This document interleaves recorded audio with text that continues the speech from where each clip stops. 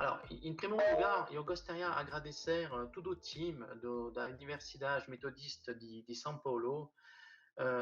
Principalmente, a gente decidiu de fazer uma parceria entre o Grupo Carrefour Brasil e também a Universidade de vocês, simplesmente para se aproximar, se conectar com vocês e realmente repassar para vocês as tendências do mercado, porque amanhã vocês vão ser os empregados da nossa empresa.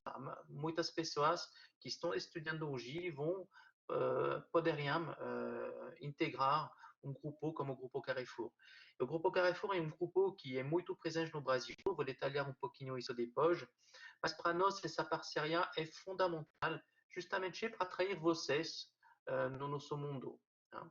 Alors, eu gostaria de agradecer mais particularmente ao Baroni, que organizou essa palestra, a professora Tassiane, que também nos ajudou a organizar esse evento. Gostaria de agradecer também todo o pessoal do time de relacionamento corporativo, sessão jornalismo, e de uma forma geral toda a administração da Universidade Metodista de São Paulo. Alors, primeiro ponto, vou explicar um pouco o que é o Grupo Carrefour aqui no Brasil. O Grupo Carrefour, na verdade, entrou no Brasil em 1969.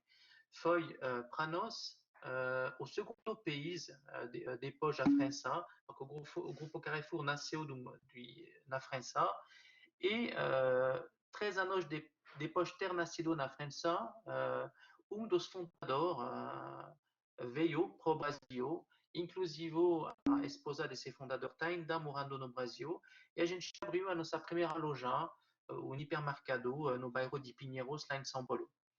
E depois, agora, a gente tem 5 tipos de negócio no Grupo Carrefour no Brasil.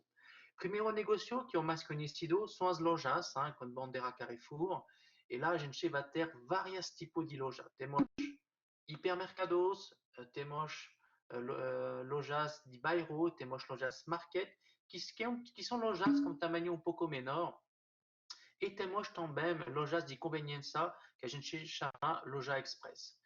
Alors, depois temos também nessa bandeira Carrefour dois outros tipos de lojas que são as drogarias e os postos de combustível. Então, esse é o tipo de negócio que é o varejo, de uma forma geral, é bastante presente, espalhado no Brasil inteiro, e é a bandeira mais conhecida no Brasil. A segunda bandeira também, que faz parte do Grupo Carrefour, que é bem conhecido, é a bandeira Atacadão. Atacadão é um negócio de atacarejo, é um negócio que tem muito sucesso aqui no Brasil, absolutamente único no mundo. Esse negócio de atacarejo é realmente uma invenção do Brasil. E a gente tem lojas Atacadão lá em todos os estados do Brasil, sem exceção. Em qualquer estado do Brasil onde você vai encontrar, seja uma loja Carrefour ou uma loja da bandeira Atacadão. Hoje, a nossa bandeira que está trazendo o maior crescimento é realmente um negócio de sucesso para nós. Depois, o terceiro tipo de negócio que a gente tem é todo o negócio de e-commerce. O e-commerce, a gente iniciou lá atrás, alguns anos atrás, foi um pouco difícil, mas 3, 4 anos atrás, a gente retomou esse negócio e a gente conseguiu desenvolver a entrega através do site com dois tipos de negócio. O site carrefour.com, que é um negócio, na verdade, de distribuição de produtos não alimentares. Todo mundo pode acessar nesse site. E em São Paulo, a gente decidiu, 3 anos atrás também, de lançar um negócio de e-commerce alimentar. Se trata, na verdade, de um site onde você pode comprar comida e a gente vai entregar a comida na casa de vocês. Então, isso, por enquanto, é focado em São Paulo, mas também um negócio que está crescendo muito. Outro tipo de negócio que a gente tem, que é historicamente bem presente no Brasil, é o banco. Então, temos um banco com o cartão Carrefour. Você pode ver em cada das nossas lojas os serviços financeiros e a gente tem efectivamente esse negócio financeiro de banco bem presentes e com bastante sucesso no Brasil. E depois temos um negócio que se chama Property, que na verdade o Grupo Carrefour é proprietário de várias shopping espalhado também no Brasil, galeria comercial, e a gente está fazendo esse negócio de alugar para as lojistas, espaços comerciais. Alors, tudo isso faz que o Grupo Carrefour é a número 5 no ranking das maiores empresas do Brasil. Temos 85 mil funcionários presentes, espalhados no Brasil inteiro. Só para ter uma ideia, porque somos presentes, o Grupo Carrefour é um grupo multinacional que é presente em muitos outros países, mas o Brasil é o segundo país do Grupo Carrefour. Então, na nossa cultura, a gente quase o Grupo Carrefour cresceu no mesmo momento na França que no Brasil. Então, é realmente para nós um negócio particularmente forte. O Brasil faz absolutamente parte da nossa estratégia global do grupo. Alors, qual é meu papel no Grupo Carrefour? No Grupo Carrefour, a minha atividade, eu sou diretor de gestão de riscos. Alors, às vezes as pessoas não sabem muito bem do que se trata, não é muito bem conhecido. E, alors, a gente, dentro da empresa, a minha posição se chama Chief Risk Officer. Então, eu estou respondendo, na verdade, ao conselho de administração do Grupo Carrefour. O conselho de administração, na verdade, são os acionistas. Aqui temos o Grupo Carrefour, uma empresa aberta no mercado, que tem vários acionistas e que tem também uma parte do capital aberto no mercado. E temos um conselho de administração e meu papel, na verdade, é de defender os interesses dos acionistas em relação aos riscos da empresa.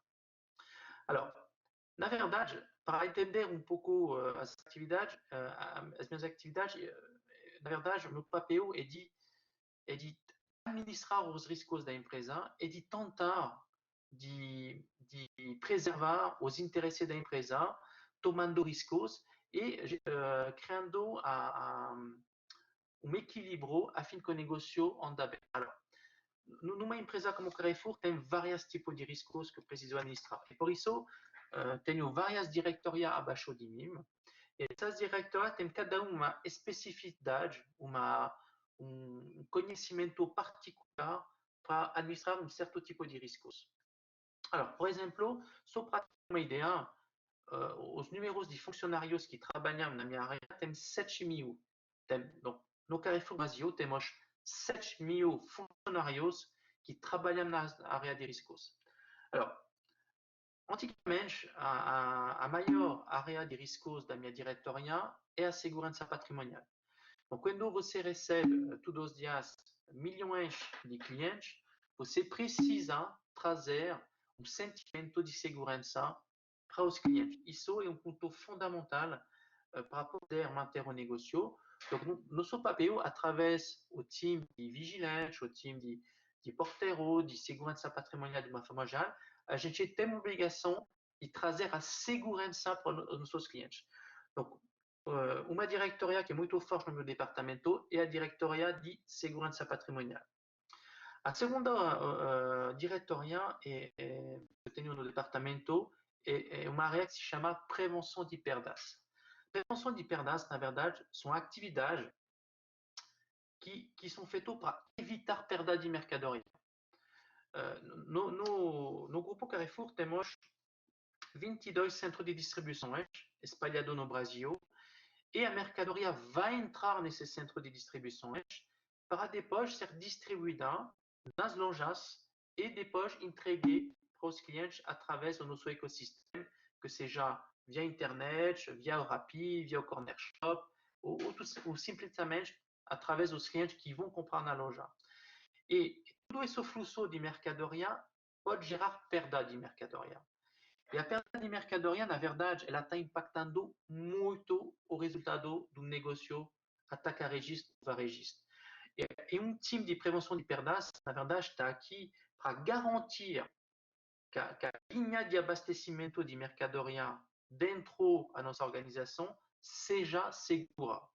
E por isso a gente tem que desenvolver, relatório, análise, para detectar a quel momento podemos ter desvio de mercadoria ou simplesmente mercadoria qui vont vencer.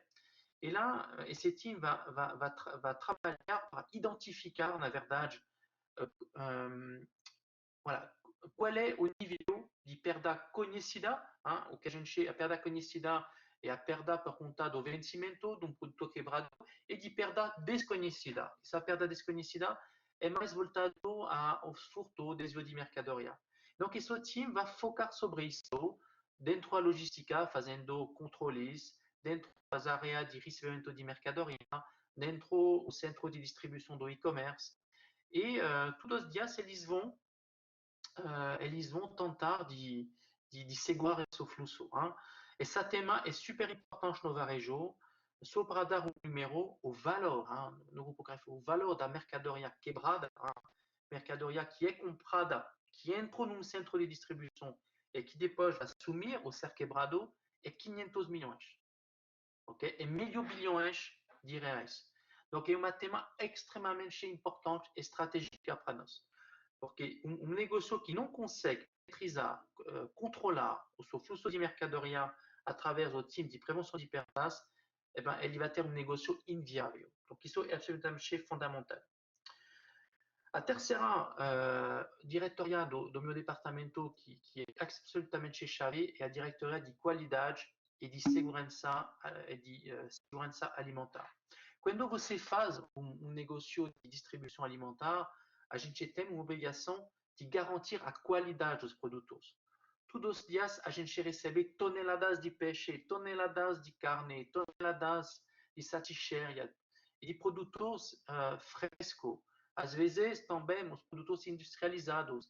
E nosso papel é de garantir que, a partir do momento que esse produto entra na cadeia de abastecimento das nossas lojas, é de garantir pelo consumidor final uma qualidade desses produtos. E lá temos um monte de profissionais que estão trabalhando sobre esses temas, principalmente veterinários, principalmente nutricionistas e também profissionais que vão trabalhar para desenvolver produtos da nossa marca. Se vocês vão numa loja Carrefour, vocês vão perceber que tem muito produto de marca própria, que são produtos que a gente vai nós definir as especificações técnicas e que vão depois ser desenvolvidos, testados para ser comercializados. E tudo isso tem um time que são a maioria engenheiros químicos, um time de veterinários, nutricionistas, como acabei de falar, ou que tem especialidade no desenvolvimento de um certo tipo de produto. Só para ter uma ideia, a gente tem 2.000 produtos de marca própria Carrefour. Donc, esse time é super importante para garantir a segurança alimentar e também as corretas práticas de segurança alimentar dentro das nossas lojas. Porque vocês podem perceber quando numa loja que a gente está produzindo, por exemplo, o pão, a gente está cortando a carne, então todos esses profissionais, o açougueiro, essas pessoas que trabalham nos laboratórios das nossas lojas, a gente precisa treinar eles e ensinar como trabalhar para não gerar nenhuma contaminação e garantir a segurança alimentar. Só para ter uma ideia, a gente tem mais de 1.200 veterinários trabalhando nas nossas lojas para garantir isso. Outra área super importante na nossa diretoria são todas as áreas que vão ser voltadas a temas de controles financeiros. Quando nossa área está gerando muita movimentação de dinheiro e a gente tem um papel muito fundamental para garantir que todos os procedimentos de contabilidade, os procedimentos de gestão financeira da empresa sejam sob controle. E por isso eu tenho duas tipos de equipe que trabalham comigo, as equipes de controles internos. Donc, os controles internos são especialistas, são pessoas que vão identificar todos os processos que a gente tem na empresa e garantir que o processo implementado é absolutamente sob controle. Donc, é um time que vai fazer análise em cada departamento dos processos e verificar a aderência desses processos na realidade. Donc, é um time absolutamente fundamental para garantir a curiosidade da gestão financeira da empresa. Depois, outro time que é fundamental e a gente está procurando bastante profissional nessa área são os times de compliance. Alors, compliance é uma palavra em inglês, mas que na verdade, em português, a gente pode falar de conformidade. A conformidade, na verdade, ela consiste a duas coisas. Primeiro ponto, a gente tem uma obrigação como empresa de garantir as melhores práticas de negócio do mercado. Significa que a gente tem que lutar contra qualquer forma de corrupção que pode acontecer, porque quando você compra mercadoria com fornecedor, às vezes pode acontecer que um comprador vai tentar de colocar o interesse dele na frente do interesse da empresa, ou às vezes desviar o interesse da empresa para a conta própria dele. Donc, esse time, na verdade, esse time de compliance, eles vão estabelecer políticas voltado na correta gestão de negócio, e depois eu tenho um segundo time, nesse time de compliance, que vai investigar. Porque uma empresa como a nossa, a gente tem um risco ético, a gente está recebendo muita denúncia, e é super importante de apurar, de tratar essas denúncias e depois trazer, através da governança da empresa, tomar algumas medidas disciplinares. Donc, o time de compliance, ele faz isso, hein? Ele coloca a política voltada na gestão ética da empresa dentro da empresa, e também tem um time que são investigadores, que vão apurar as denúncias para depois informar a diretoria das eventuais medidas que vão ser tomadas daqui para frente. Alors, depois, tem uma outra área que é super importante no meu departamento e que cada vez está tomando muita importância. É a área que é mais voltada nas temas de gestão de dados. Numa empresa como o Grupo Carrefour, a gente tem uma infraestrutura de informática gigante. Quando você opera um site de e-commerce no Brasil inteiro, você tem que controlar, ter um controle dos dados ao mesmo nível que a gente vai ter o controle da mercadoria. E lá eu tenho três tipos de time que trabalham comigo. Primeiro ponto são os times de fraude. É um time que vai evitar, prevenir, detectar as fraudes dentro da organização, principalmente voltado no comércio eletrônico, mas não só o comércio eletrônico, também às vezes através do sistema interno da empresa. Esse time, na verdade, é um time especialista de dados e que vai fazer cruzamento de dados através de software para detectar eventual possibilidade de fraude. Outro time que é super importante, e isso é provavelmente o time que a gente tem mais dificuldade de contratar, e por isso que também a gente queria passar isso para vocês, são todos os times que cuidam da segurança das informações de uma forma geral. Porque geralmente se trata de times muito especializados em TI e que vão ter a capacidade de proteger uma infraestrutura de TI. Voilà. Numa empresa como Carrefour, você tem um monte de computador, um monte de usuários, e a gente precisa segurar a informação, segurar o uso desses computadores.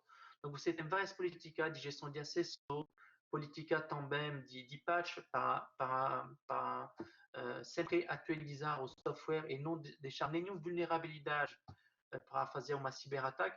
E esse time vai também proteger essa infraestrutura contra as ataques externas. A gente tem todos os dias tentativa de phishing, tentativa de entrar na nossa rede para derrubar. Isso é realmente um tema de atualidade, onde a gente precisamos contratar sempre pessoas muito bem formadas. E agora, nessa gestão de riscos de dados, temos tudo que está voltado na privacidade. Tem uma lei que vai entrar em aplicação no Brasil início do ano próximo, que se chama LGPD. Uma lei de proteção de dados e cada empresa precisa preservar, conservar de uma forma muito segura os dados dos seus clientes. Quando vocês vão fazer uma compra na internet, no site, você aguarda de nós que a informação que você vai colocar, seja do seu cartão ou de dados pessoais, seja em total segurança.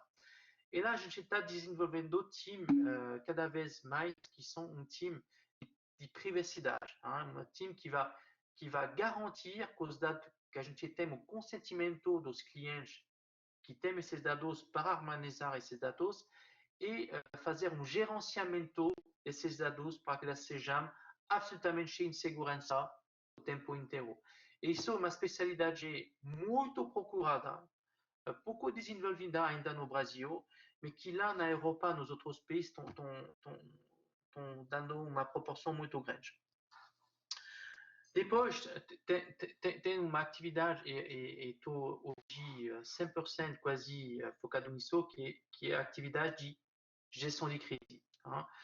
Por conta da crise do Covid-19, a gente tem que entrar em modo de gestão de crise, e a gestão de crise, na verdade, é organizar a empresa a afrontar uma situação excepcional, inédita, e meu papel é justamente de organizar essa governança. A gente tem a sorte de ser presente em outros países. Por exemplo, a gente está na China, somos presentes também em Taiwan, que é uma ilha do lado da China. E nós, a gente já teve essa oportunidade de entender o que estava acontecendo com o Covid-19. Donc, quando isso chegou no Brasil, não era uma novidade para nós, porque a gente já tinha toda a nossa organização envolvida com essa situação na Itália, na Espanha, na França, na Bélgica e na Ásia, e a gente aprendeu, e a gente antecipou. E meu papel justamente é isso, é de antecipar isso para fazer que quando a situação chegar aqui no Brasil, de ser pronto. Donc, se hoje você vai numa loja Carrefour, vocês podem perceber que a gente tomou algumas medidas que a gente aprendeu lá fora. A gente não se perguntou se precisava colocar álcool gel na entrada da loja, se precisava aferir a temperatura dos clientes, a gente fez. A gente colocou máscara para todos os nossos funcionários, porque rapidamente, através das nossas operações fora, a gente entendeu que a segurança das pessoas tem que ser em primeiro lugar. E por conta disso, a gente consegue realmente antecipar tudo isso para poder garantir a segurança dos nossos funcionários e dos clientes. E dentro da minha diretoria, tem um time de Sedmichi, que na verdade é totalmente focado sobre essa especialidade. Alors, eu esqueci no início de explicar um pouco, porque, na verdade, na minha posição, eu preciso ter domínio de todas essas áreas. E eu acho que é importante você bem entender qual é o percurso para chegar amanhã a ter esse tipo de posição, que é uma posição cada vez mais essencial. A crise do Covid-19, na verdade, ela está colocando a nossa atividade no coração do negócio. A gente, hoje, não vamos conseguir manter o negócio como estava antes, sem fazer uma administração dessa crise. Alors, vocês vão me dizer, mas é super difícil de ter o conhecimento de tudo isso, mas isso vem de um percurso profissional e, na verdade, a primeira qualidade da nossa função é a curiosidade. Isso é absolutamente fundamental. Alors, no meu caso, na verdade, faz mais ou menos 25 anos que eu trabalho no Grupo Carrefour. O meu percurso na universidade na França é muito simples. Eu fiz uma pós-graduação em gestão de riscos e eu iniciei a minha carreira como bombeiros, tenente bombeiros, e depois, na verdade, eu escolhi porque quando você é bombeiro na França, você tem que aguardar um ano para ser titularizado profissional. e para não perder tempo, eu entrei como fiscal de loja, fiscal de piso numa loja, numa Carrefour na França. E eu iniciei, na verdade, a minha carreira lá atrás como fiscal de piso numa loja lá em Paris. Depois, voilà, por conta da curiosidade, da vontade de entender, de me conectar com as pessoas, eu passei líder de um time lá de gestão de riscos numa loja, que é principalmente um time voltado na segurança patrimonial e na prevenção de perdas. E depois, eu fui nomeado gerente de prevenção de riscos de uma loja. E lá na época, atrás, a visão de riscos do varejo era uma visão muito básica. Era uma visão muito voltada na segurança patrimonial. Se a gente tem desvio de mercadoria, precisava abordar as pessoas e eventualmente chamar a polícia. Era uma função bem repressiva e bem voltada na segurança patrimonial. Depois dessa função cresceu e a gente entrou um pouco no mundo da prevenção. Donc, no mesmo momento, eu fui nomeado supervisor de região. Eu iniciei minha carreira depois das lojas a cuidar de 10, 15, 20 lojas em termos de gestão de riscos. E depois, a minha primeira posição de diretor foi em 2001, que foi uma posição de diretor de SESMIT, de saúde e segurança do trabalho, porque é um tema absolutamente importante no varejo. Temos muitas pessoas manipulando mercadoria que podem criar doença profissional e acidentes.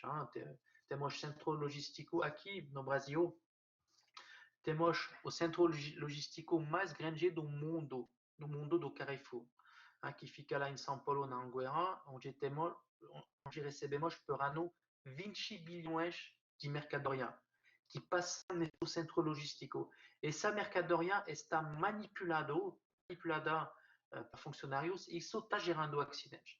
Donc lá na época, depois de ser supervisor de várias lojas, me profissionalizei sobre o tema de SESMIT, de segurança e saúde do trabalho.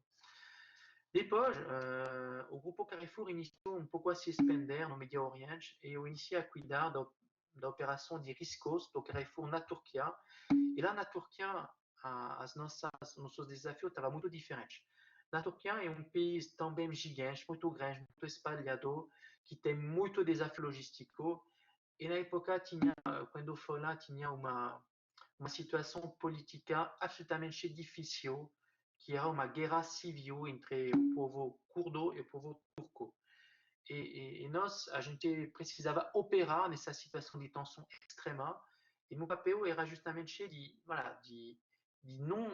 através de uma operação segura, conseguir implementar lojas, operação inclusive nesses territórios onde tinha essa guerra entre os curdos e os turcos. Donc, eu fiquei lá quase 5 anos. E, inclusive, o segundo desafio lá na Turquia foi realmente a implementação da compliance, do programa de ética e integridade, justamente para desenvolver práticas éticas. Isso é absolutamente fundamental. Depois da Turquia, eu fiz a mesma coisa na Itália. Na Itália, no ranking 4 das maiores operações do Carrefour, e na Itália, o desafio que eu tive foi de absolutamente controlar o fluxo de mercadoria. Na Itália é um país um pouco parecido com o Brasil, não em termos de tamanho, mas de organização. A Itália são as federações muito independentes e você tem várias Itálias. Itália do Norte, Itália do Sul. A gente tinha operação também na Sicília e o fluxo de mercadoria é absolutamente crítico na Itália. É um país que tem muito produto fresco e o povo italiano é um povo que gosta da comida fresca de qualidade. Donc, a maior parte da produção de produto fresco na Itália é espalhada no país e isso está trazendo muito grande desafio em termos de prevenção de perdas. Donc, eu fiquei lá esses 3 anos justamente para estabelecer essa cadeia de abastecimento, principalmente dos produtos frescos, limitando os valores de perdas. Depois a Itália, o grupo mi pediu de cuidar da operação lá na Indonésia. A Indonésia é realmente um país que fica acima da Austrália. É um país, na verdade, que parece pequeno na mapa do mundo, mas tem mais pessoas, mais habitantes na Indonésia que no Brasil. Na Indonésia tem 270 milhões de pessoas morando lá e a gente tinha uma operação com bastante hipermercados implementados lá. Só que é um país onde tem uma aglomeração de pessoas absolutamente incrível por quilômetros quadrados. A cidade de Jakarta, que é a capital do país, é uma cidade com uma aglomeração absolutamente incrível de pessoas. E isso, para nós, está trazendo bastante desafio, principalmente em termos de segurança alimentar. Donc lá, na Indonésia, o meu papel, em termos de gestão de risco, será mais voltado nesse tema de segurança alimentar, também sobre esse tema de compliance, ética e integridade, e tudo que está voltado também no tema de segurança patrimonial. Donc depois, na Indonésia, eu cuidei também da operação na Índia e na Malásia, e depois fui convidado no Brasil. O Brasil, gente, a minha experiência aqui no Brasil, de todos os países onde foi provavelmente o país onde eu tive o maior desafio em termos de gestão de riscos. Porque a particularidade do Brasil é que todos os riscos são presentes. Donc lá não posso dizer que o desafio é isso. Cada dia, cada semana, cada mês, temos um novo desafio. E por isso que tem absolutamente muitas oportunidades na expansão de riscos no Brasil, porque infelizmente essas funções são vistas ainda como funções de segurança patrimonial, mais voltado nas temas policiais. E na verdade não é isso. O Brasil tem uma particularidade de ser um continente, de ter desafio logístico absolutamente incrível. A gente tem lojas em Manaus, a gente tem caminhões que passam 45 dias de trânsito para chegar até Manaus. Temos caminhões também que passam, que abastecem usando barcas lá no Rio Amazonas. Temos, temos um desafio logístico absolutamente gigante, com também risco de transporte extremamente complicado. Temos bastante furto de carga, situação em algumas cidades complicada. Você sabe também que a segurança patrimonial é bastante importante. Temos também desafio de segurança alimentar, mesmo se achou que é um assunto bastante bem controlado. O que falta no Brasil, na verdade, são os terremotos, porque todos os restos de riscos têm. É por isso que essa atividade ela falta profissional do meu ponto de vista hoje no mercado.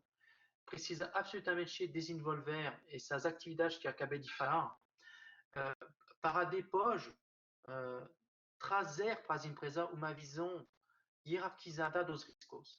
Porque infelizmente, se você está olhando os riscos de uma forma compartilhada, só olhando o lado de segurança patrimonial, de perda, de compliance, de controles internos, você vai acabar a ter dificuldade a convencer a presidência de uma empresa a fazer as boas escolhas. Porque, na verdade, a gestão de riscos não é feita para não fazer. Na verdade, o nosso papel na verdade, é de tomar riscos. Porque um negócio, na verdade, ele está aqui para crescer, para se desenvolver. E a gente tem que tomar posição no mercado que não são, às vezes, muito popular. E nosso papel, justamente, através de uma boa visão de riscos, de uma forma transversal, é de tomar esses riscos, é de trazer a tranquilidade, de criar as condições, os equilíbrios para que os riscos sejam tomados. E isso é absolutamente o nosso papel. Gente, vou deixar, porque eu já falei bastante. Não sei se você tem perguntas. Se tem algumas perguntas, estou à disposição de vocês para responder. Alors, tenho uma pergunta em relação à estratégia de riscos, que é mais voltado na gestão de risco, de crise. Na verdade, a pergunta é de saber, voilà, como a gente está tentando de antecipar uma crise.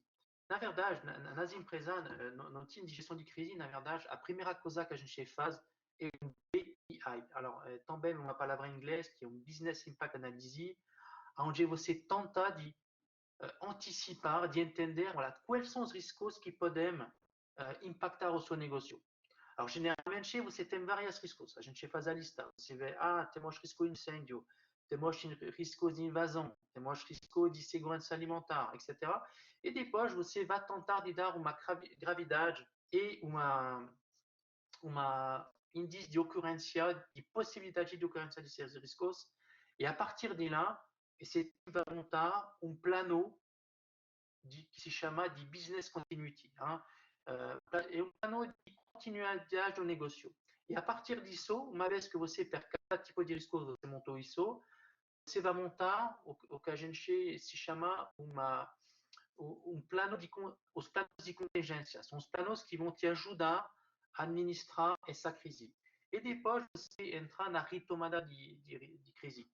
Alors, tudo isso é bem teórico, mas é super importante. Só que eu gostaria só de trazer para vocês duas situações que eu aprendi aqui no Brasil. Na verdade, eu fiz esse BI, esse Business Impact Analysis quando eu cheguei aqui no Brasil. E como eu acabei de falar para vocês, tinha um monte de riscos.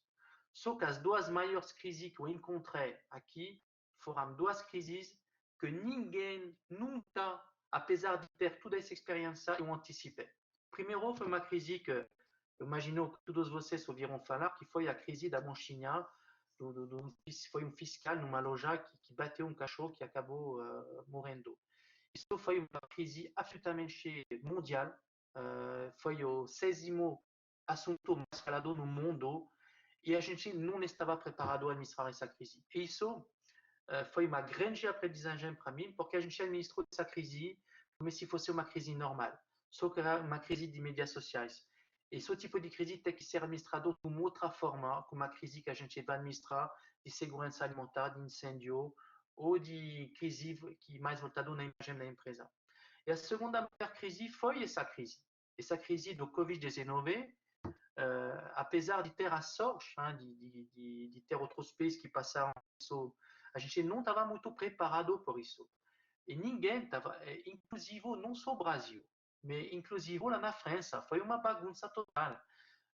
A gente não tinha máscaras, a gente não sabia exatamente, a gente ouvia falar, voilà, e a gente não tinha plano previsto sobre isso. Então, acho que a gestão de crise, apesar que ela pode ser antecipada, ela precisa absolutamente trazer princípios de governança que vão ser aplicados para se adaptar nas situações e principalmente agilizando as tomadas de decisão. A gestão de crise não é uma pessoa que sabe as outras que vão ouvir. É de buscar os equilíbrios entre as pessoas para tentar de analisar a situação e de antecipar cada situação. Voilà. Alors, segunda pergunta. Alors, a pergunta é a seguinte. Meu nome é Luciana, sou aluno de jornalismo EAD. Sabemos que a LGPD entra em vigor a partir de agosto de 2020 no Brasil. Na sua opinião, isso será possível e será positivo para o Brasil? Acha que terá atraso nessa data devido à pandemia? Por quê? Alors, na verdade, é um tema que eu conheço muito bem. É um tema, infelizmente, onde não tem muito profissionais preparados no Brasil. Alors, a prorrogação da lei já foi promulgada, foi oficializado algumas dias atrás. Donc, a aplicação dessa lei LGPD vai entrar em agosto de 2021, sabendo que as multas vão ser aplicadas em agosto de 2021 e a lei vai entrar em vigor em janeiro de 2021. Alors, para mim, é uma lei absolutamente fundamental. Um dos pontos que me chamou a atenção, e você sabe que cada país tem a cultura deles. Nós, franceses, a gente está vivendo com essa cultura de privacidade muito forte. Foi um pouco uma surpresa, porque eu vi que essa noção de dados pessoal é absolutamente subjetiva. tive muito compartilhamento de dados pessoal entre as organizações. Eu acho isso absolutamente, do meu ponto de vista, errado. Eu acho que o governo tive razão de insistir sobre a implementação dessa lei, mas quando estou observando os meus colegas de trabalho, estou vendo que tem poucas preparações ainda. Então, mesmo se não tinha o coronavírus, eu acho que a maioria das empresas não são muito bem preparadas para aplicar essa lei. Então, porque tem muito conhecimento que falta, tem muitos profissionais que precisam ser treinados, e o mercado está buscando muito isso. E isso, uma obrigação da lei é de ter, por exemplo, um Data Protection Officer, é a pessoa que vai fazer a governança dos dados da empresa. Hoje, a gente teve que procurar fora do Brasil, que não é normal. É um trabalho que está absolutamente muito bem pago, justamente porque tem essa falta de profissional no mercado. Então, é um tema difícil porque você tem que ter conhecimento jurídico, voltado na proteção de dados, mas também conhecimento de TI e principalmente ter qualidade de relacionamento com todas as áreas de uma empresa. O que foi, porque eu consegui justamente chegar de fiscal até agora. Porque eu acho que tem dois pontos. Tem a atitude, comportamento que tem que ser muito humilde. A gente ter curiosidade de aprender. E sempre pensando que a gente não tem a ciência só para nós, a gente tem que se conectar com as pessoas, criar empatia, entender as outras pessoas, saber ouvir. E saber ouvir não é simples. E uma vez que você sabe ouvir, você consegue se conectar e depois você consegue, através dessas conexões, fazer acontecer. Donc, a grande diferença dos profissionais que crescem nas empresas são os profissionais que têm a capacidade de ouvir, de se conectar, de gerar empatia, de ser curioso e de fazer acontecer. Porque, infelizmente, se a gente considerar que a nossa experiência é suficiente para desenvolver nosso trabalho com qualquer seja as pessoas, isso não funciona. Funciona só se você se conecta. Funciona só se você entende bem as expectativas e você consegue, através do time que trabalha contigo, fazer acontecer as coisas. E o fazer acontecer é fundamental. E uma vez que você é reconhecido como uma pessoa que sabe fazer acontecer as coisas, você depois ganha credibilidade. E as diretorias vão acabar a confiar em vocês. O que pode trabalhar são a vaidade, o fato de ser arrogante, de não ouvir, de achar que a gente sabe o que os outros não sabem. E um outro ponto também que é importante é tomar riscos. A gente tem que experimentar, tem que tentar. Eu passo todos os dias, eu tenho um monte de perguntas. A maioria, gente, vou confessar, eu não sei o que fazer, não sei o que responder. O que são os meus próprios funcionários que me trazem esses resultados. E se você não criar as condições que as pessoas se conectam, trabalhando com bem-estar, com tranquilidade, com foco, você não consegue desenvolver um trabalho muito bom. Donc, a humildade e a capacidade de criar esses equilíbrios entre as pessoas é fundamental. Donc, tomar riscos, como acabei de falar, é super importante. Errar não é um problema, tem que errar. Errar faz parte do ciclo de aprendizagem. Todos os dias estou errando. Mas tenho a humildade de dizer, ok, errei, gente, me fala, se eu errei, me falar, vou me corrigir. E estou me conectando com essa correção. Porque se a gente sempre achar que a gente sabe, é lá que a gente faz errado.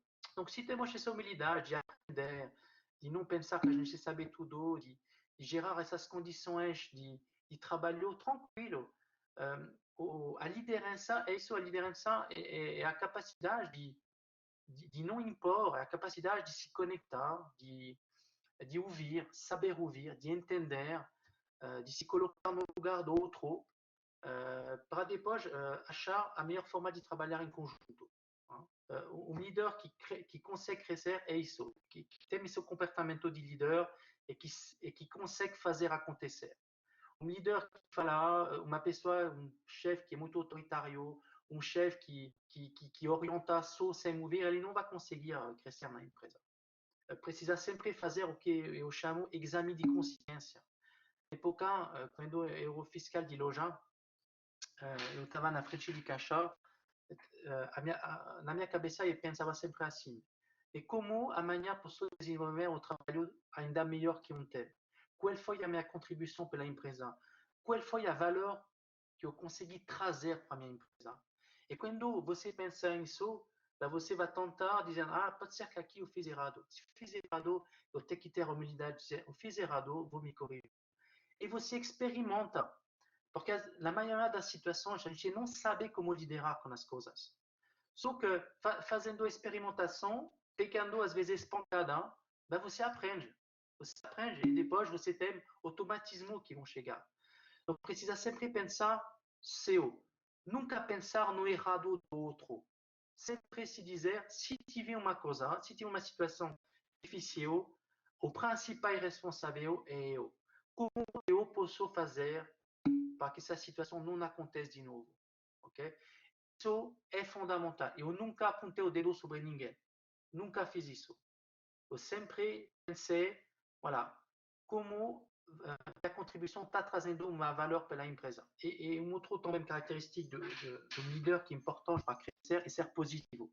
Se a gente, alors, é muito difícil para um francês, porque os franceses eles gostam muito de criticar, mas tem que ser sempre positivo. Quando a gente está, às vezes, não sabendo como, o que fazer, tem que pensar positivo. Isso é também fundamental para manter um bom equilíbrio mental. Ficou claro na palestra que o time de prevenção de perdas precisa compor um quadro de profissionais vasto no sentido de diversidade de formações. Profissionais de áreas diversas. Ao mesmo tempo, exige um nível de comprometimento e trabalho em equipe de níveis elevados e complexos. Como conciliar essa sinergia em tempo de isolamento social que exige o afastamento físico e distância entre as pessoas? Seria esse um desafio demasiado novo para o sector? Olha, excelente pergunta, João. Alors, em período de Covid-19, na verdade, a gente está aprendendo muitas coisas sobre nós mesmos. Aqui temos duas matrizes que compõem mais ou menos 4.000 funcionários. A gente decidiu 3 semanas atrás que esses 4.000 funcionários da matriz vão ficar em casa. Então, para mim, primeiro grande desafio, como vou segurar essas conexões, esse trabalho em casa, garantindo uma conexão, sabendo que as pessoas vão usar os computadores deles e deixar todo o sistema. A gente tem mais ou menos 124 aplicações que funcionam na empresa para fazer funcionar o sistema financeiro. Tudo isso funcionando em casa sem que as pessoas se falem. Então, para nós, em termos de contingência de gestão da continuidade de atividade, foi um grande desafio. Mas, finalmente, a gente viu que não deu bem certo. O que foi difícil, na verdade, é a conexão que acabei de falar. São essas conexões entre as pessoas. Lá hoje, estou falando com vocês, mas, na verdade, estou falando, eu tenho a sensação de falar um computador. E falar um computador ou falar uma pessoa na frente é totalmente diferente. E isso está gerando um pouco de estresse, um pouco de frustração para nós, porque o ser humano ele precisa de contato, ele precisa ver a sua cara. Sobre a pergunta da Milena, tem um ponto essencial também na liderança que é o olhar no olho. Olhar no olho através de um computador ou face to face num ambiente de trabalho é totalmente diferente. Porque o ser humano ele precisa transmitir emoções. A gente tem que se conectar se tocando, se olhando. Então, eu preciso confessar que não foi fácil, porque isso gerou uma carga mental para as pessoas que algumas entraram um pouco em depressão também. A gente teve que administrar isso. Então, ficar sozinho em casa a falar com um computador não é a mesma coisa. Outro aprendizagem é a produtividade. A gente, quando trabalhamos em casa, na verdade, a gente percebe que a gente trabalha muito mais. Porque a gente se sente culpado dizendo, não estou no trabalho, não estou na matriz, estou em casa. E a gente acaba a ficar se culpando por isso. Na verdade, voilà, eu vejo que as pessoas trabalham ainda mais, eles precisam desses contatos. Então, hoje a gente está iniciando a repensar na retomada. Como a gente vai usar essas duas aprendizagens para manter um contato com as pessoas, sabendo que a gente vai ter que conviver com o coronavírus do nosso ponto de vista ainda por pelo menos 2 anos. Porque, gente, não, a curva lá de contágio no Brasil vai baixar, vai chegar lá abaixo final de junho, normalmente, mas vai ter muita réplica, igual um terremoto. Hein? E essas réplicas, na verdade, elas vão acontecer até que alguém ache um vacina. Donc a gente vai ter que colocar máscara, a gente vai ter que tomar muito cuidado e aprender a viver com isso. E o nosso time de gestão de riscos está aqui por isso. Está aqui justamente para criar essas condições, entender, ler as aprendizagens e se adaptar com isso. Donc isso aussi é absolutamente um grande desafio pelo sector do varejo e a gente acha que as tendências de desenvolvimento do e-commerce vão acelerar daqui para frente. Tudo que estava lá iniciado que estava no de desenvolver o e-commerce vão acelerar. Do outro lado, a gente acha também que as lojas físicas não vão morrer. Viu? Tem muitas pessoas que falaram o hipermercado é muito grande demais, não vai.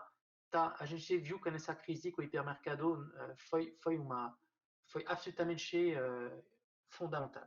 O Covid vai acelerar as que já iniciaram tempo atrás. A gente sabe como fazer, a gente sabe quais são as políticas a implementar, mas está faltando muitas pessoas. Na minha área tem 3 tipos de profissionais onde precisamos ter mais alunos que se treinam. Primeiro é a compliance. Os assuntos de compliance viram sempre mais fortes. A sociedade, de uma forma geral, ela não quer mais empresa que não lutam contra a corrupção. A corrupção virou e principalmente quando você é listado na CVM. Você precisa assegurar que 85 mil funcionários da empresa estão praticando modalidade de trabalho leal, ética, íntegra. É um assunto bem complicado a liderar, porque necessita a implementação de várias políticas, de programas de ética e integridade. Estou vendo que o mercado está bem aquecido sobre isso, e cada vez mais esse tipo de profissional a gente vai precisar no mundo. Segundo tipo de profissional, segurança de informação. Pessoas que têm a capacidade de proteger uma infraestrutura de TI, de desenvolver política de proteção de informação é fundamental. E o último, que é voltado na LGPD, tem ainda menos profissionais. Este daqui, provavelmente, hoje, os líderes, os encarregados de proteção de dados, a gente está pagando muito caro, porque a gente não acha. Donc, se eu tenho um conselho a dar para vocês, se as pessoas são interessadas com esse tipo de tema, é um tema do futuro. Porque cada vez o mundo digital vai se desenvolver nas empresas e cada vez a gente vai precisar de pessoas que sabem liderar com a governança de dados privados. Porque empresa, no futuro, se eles não conseguem liderar com isso, eles vão quebrar.